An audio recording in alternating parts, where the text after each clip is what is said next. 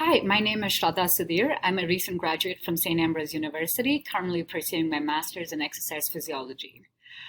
I completed this project as part of my undergraduate honors thesis and investigated the effects that compression garments had on hip and knee kinematics during a swim start. So as we all know, swimming is a hydrodynamic sport, and just like how compression garments have gained a lot of importance in a multitude of other sports, swimming has also been one of them. Compression swimsuits in swimming have been used predominantly to reduce drag and to make the swimmer more hydrodynamic in water. These compression garments that offer a lot of compression are typically worn 3 to 4 sizes smaller.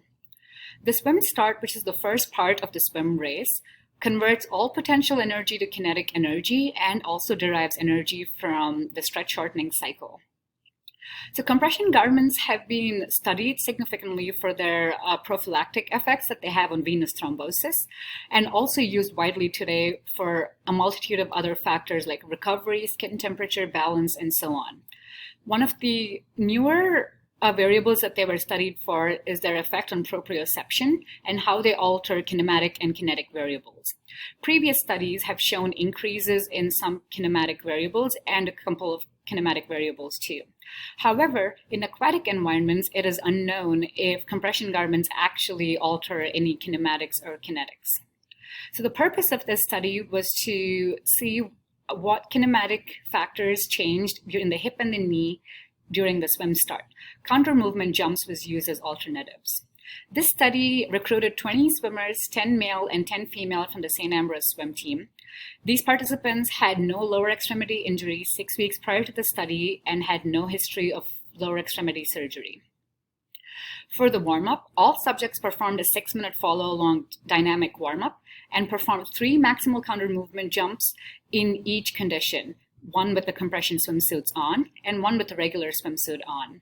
Jump height was measured using a vertec, and kinematic data was collected at 200 Hz using inertial measurement units that was placed bilaterally on the thigh, shank, and foot segment, and also on the pelvis. All data was analyzed using a custom MATLAB program, and a paired t-test was used. So jump height was significantly increased with compression garments, and maximum hip flexion was significantly reduced as compared to normal swimsuit. There was no difference in maximum knee flexion. Maximum knee extension velocity was significantly increased with compression garments, but there was no difference in maximum extension velocity at the hip. Or maximum acceleration either did not have any difference between compression garments and regular swimsuits at both the hip and the knee joint.